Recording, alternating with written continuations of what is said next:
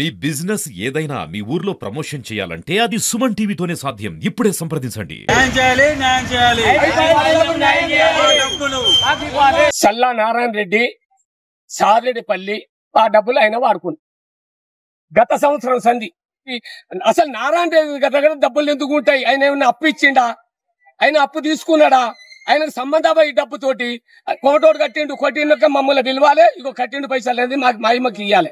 ఆయన ఎట్లా వాడుకుంటాడు? 20 లక్షలు సంవత్సరం వాటికి వడ్డీ చెప్తే 5 లక్షల వడ్డీ అయింది ఇప్పటికి. ఆయన వాడుకుంటాను. ఆయన ఎవరు ఎట్లా వాడుకుంటాడు? అయితే 18,000 తీసుకొని కూడా మా దగ్గర ఉన్న పేపర్స్ ఆయనకి ఇస్తేనే 18,000 ఇస్తాడు, లేకుంటే ఇవ్వడు. 1 లక్షకు 18,000. మధ్యరెల్లి కరుణాకర్ అయినా మా దగ్గర కొంతమంది గిరిజనుల దగ్గర డబ్బులు అప్పు తీసుకున్నాడు. అప్పు తీసుకొని ఏం చేసిండే, ఐపీ పెట్టిండు. 2-3 సంవత్సరాల తర్వాత ఐపీ పెట్టిండు. ఐపీ పెట్టిండగా మేము కోర్టు చుట్టూ దాదాపు ఒక 3-4 సంవత్సరాలు కోర్టు చుట్టూ తిరిగినాం.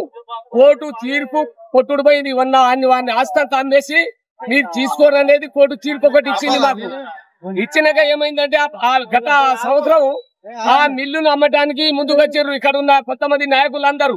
మిల్లు అమ్మినాక మేము మిల్లు కాడికి పోయినాక ఆప్షన్ పెట్టినాం, మిల్లు అమ్మొద్దు, ఇల్లు అన్న ఇక్కడ ఉన్న షటరు అన్ని అమ్మినాకనే ఈ మిల్లు అమ్మాలంటే లేదు. అక్కడ ఉన్న పెద్ద మనుషులు ఏమన్నారంటే, మేము ఫస్ట్ మిల్లు అమ్ముతాం, మిల్లు అమ్మినాక షటర్ అమ్ముతాం, ఇల్లు అమ్ముతాం, మీ డబ్బులు మొత్తం మీకు ఇచ్చే ఏర్పాటు చేస్తాం అనేది పెద్ద మనుషులు మొత్తం చెప్పిండు. వాళ్ళ పెద్ద మనుషుల ప్రకారంగా ఆ రోజు అది చేసిన తర్వాత ఆ మిల్లు అమ్ముడు పోయింది. మిల్లు అమ్ముడు పోయినాక గత సంవత్సరం పాకాల కాడ పోయి పంచాయతీ చేసిర్రు. పాకాల కాడికి పోయి ఇక్కడ బాధ్యతలు అందరూ వస్తారని పాకాలు తీసుకొని పంచాయతీ చేసిర్రు.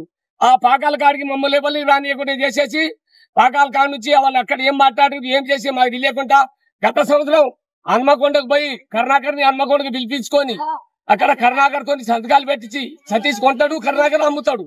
ఆడ వేరే కులపడి ఇవ్వలేడు, వాళ్ళే ఆ డబ్బులు కూడా వాళ్ళే ఇచ్చేది, వాళ్ళే కొనేది వాళ్ళే.